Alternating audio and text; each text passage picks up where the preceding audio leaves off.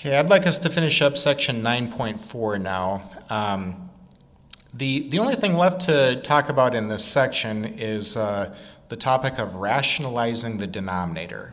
Okay, rationalizing the denominator is really just kind of fancy words for rewriting an expression without a radical in the denominator. So let's take a look at some examples of where we're doing that. Problem 23, we're going to rationalize the denominator. So that just means make the radical go away that we currently see in the denominator. Okay, part A, we got root 5 divided by root 3. Well, if I were to multiply the top and the bottom by root 3, by the way, there's no harm with doing that because the square root of 3 over the square root of 3 is 1. So really the way to look at this is I'm just taking this number here and I'm multiplying by 1. Well, that's not going to change the number, right, if I just multiply something by 1. But notice that the denominator is now no longer going to contain a radical, okay, because the square root of 3 times the square root of 3 is 3. Remember, the square root of a number times the square root of that same number is always that number that was the radicand. Okay.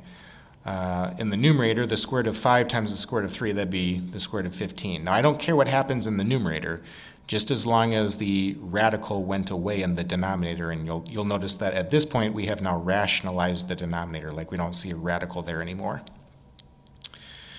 Okay, part B is another one. 2 divided by the square root of 20. Okay, rationalize the denominator.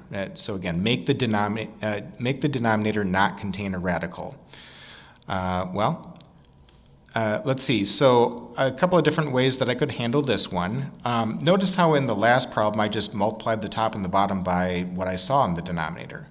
You could do that here, but there'll be some simplifying that you'd want to do later. Okay, now I mentioned in a previous video how, at this point we really need to know our basics when it comes to square roots and cubed roots. Okay, like,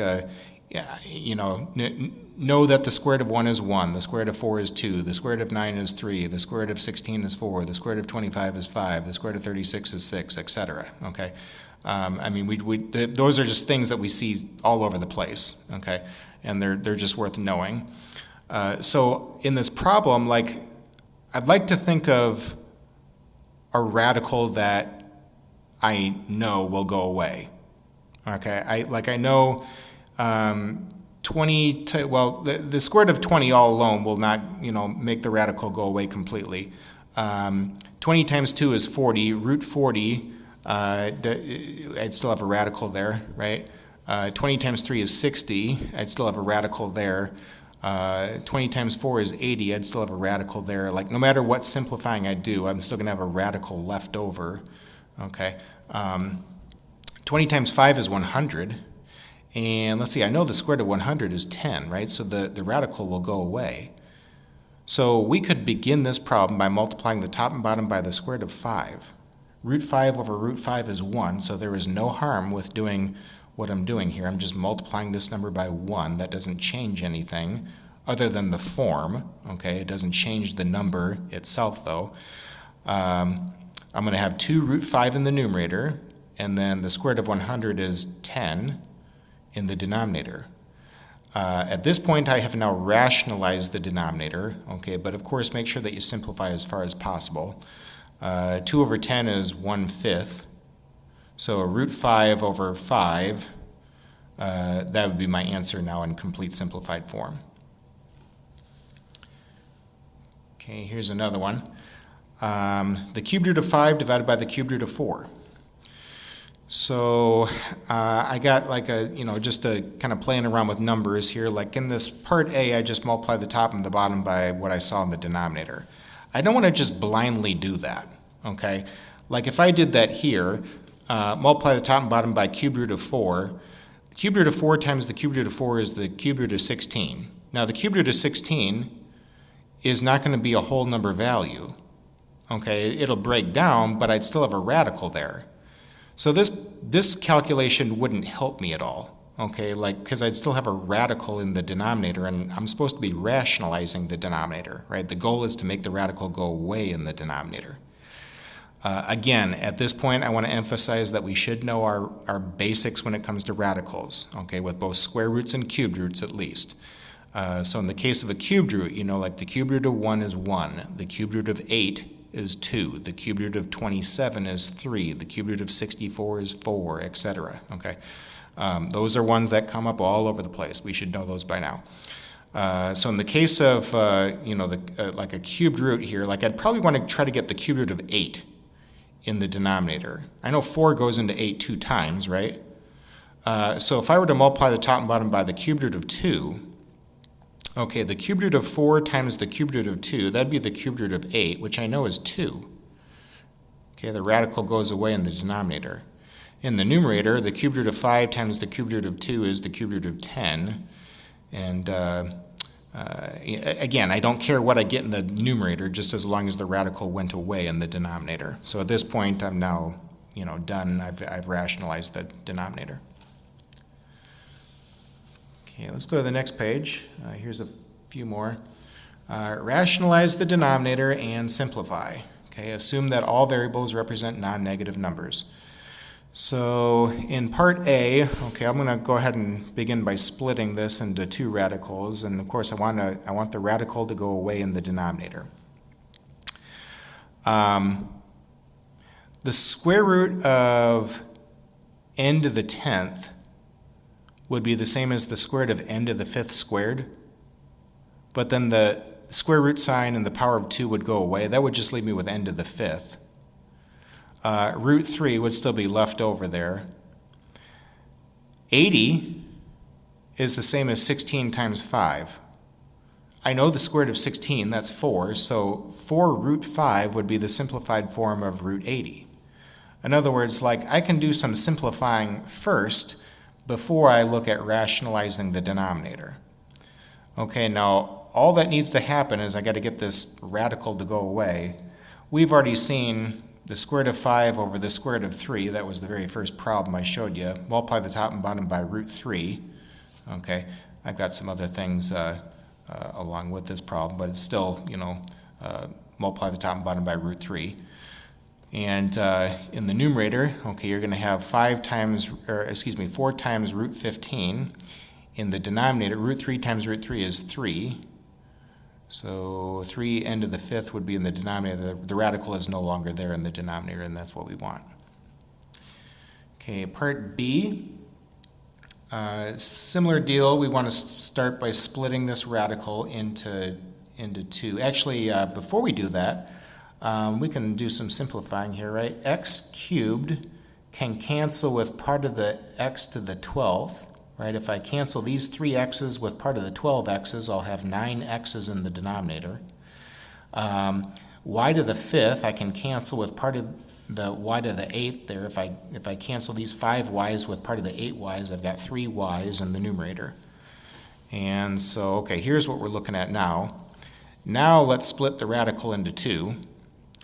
And we can do some simplifying here before we look at rationalizing the denominator. The square root of y cubed, well, y cubed is the same as y squared times y, and the square root of y squared is y. Root y would be my leftover. Okay, down under, I know the square root of 36 is 6. X to the 9th, that'd be the same as x to the 8th times x. And the square root of x to the 8th is x to the 4th. Z to the 11th is the same as z to the 10th times z, and the square root of z to the 10th would be z to the 5th. Okay, so at this point, then, we want to make this part of the denominator not contain a radical anymore. So let's multiply the top and the bottom by the square root of x times z. And the square root of x times z times the square root of x times z, that would be just x times z. And x to the 4th times x is x to the 5th. Z to the 5th times z is z to the 6th. Up top, I've combined these to a single radical, right? But you'll notice that I no longer have a radical in the denominator anymore, and that's what I wanted. Okay, part C, again, we're going to rationalize the denominator. So again, we should know our basics about cubed roots. Like I know the cube root of 27 is 3. 9 goes into 27. So we want to try to get a 27 here in this. Well, if we multiply the top and the bottom by the cubed root of 3, and then the cubed root of x cubed would be x. All right, so to make the denominator not contain a radical anymore, let's multiply the top and bottom by the cubed root of 3x squared. In the numerator, I would just simply combine these to a single radical, the cubed root of 3ax squared. In the denominator, okay, the cubed root of 9 times 3 is 27.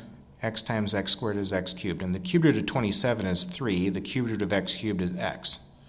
So the radical is no longer there. Okay, now there's problem 25 is the last one in this section. There's a couple of problems where you're going to be rationalizing the denominator, but you're not just going to have like one term in the denominator. Okay, like you might be adding or subtracting something. The plan is still going to be, the same. Make the denominator not contain radicals anymore. Now, in order to do that, you want to begin by multiplying the top and the bottom by the conjugate of the denominator.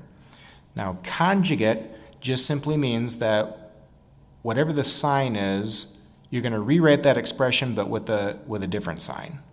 Okay, so if I had a plus sign, I'd want to use a minus sign here. If I had a minus sign, I'd want to use a plus sign here. Okay, so I'm going to begin by multiplying the top and the bottom by the square root of 11 minus the square root of 7. The square root of 11 minus the square root of 7 over the square root of 11 minus the square root of 7, that is 1. So I'm not changing anything, the number. I'm changing the form. I'm not changing the number because I'm just multiplying this number by 1. But check it out. So in the denominator, if I FOIL this, the square root of 11 times the square root of 11 is 11. The reason for me using the conjugate is so that the middle term would go to 0.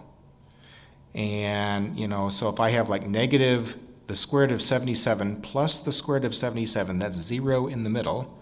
Okay, go to the last term now. Positive times negative is negative. The square root of 7 times the square root of 7 is 7. 11 minus 7 is 4. Okay, and at this point, I no longer have a radical in the denominator. So now, I just simplify. 6 over 4 is the same as 3 over 2. And then I can distribute the 3 into the two terms in the numerator. Okay, I would be fine if you had left the answer in this form too. But anyway, this would be the complete simplified form. All right, so part B is going to be another rationalize the denominator by multiplying the top and the bottom by the conjugate of the denominator. The conjugate of the square root of 5 minus the square root of 2 would be the square root of 5 plus the square root of 2. And so multiplying the top and the bottom by the square root of 5 plus the square root of 2. The reason for using the conjugate, again, is so that the middle term would go to 0, and we won't have a radical there anymore then. That's what we want, right? So the square root of 5 times the square root of 5 would be 5. The middle term is 0, so go to the last term. Negative times positive is negative. Root 2 times root 2 is 2. So I would end up getting 5 minus 2, which I've already written as 3, in the denominator. Okay, now in the numerator, I would also need to FOIL this out. Okay, 4 times root 5 would be the first term. The outer term, we're looking at 4 root 2, plus the inner term, root 2 times root 5 would be root 10. And then plus the last term, root 2 times root 2 is 2.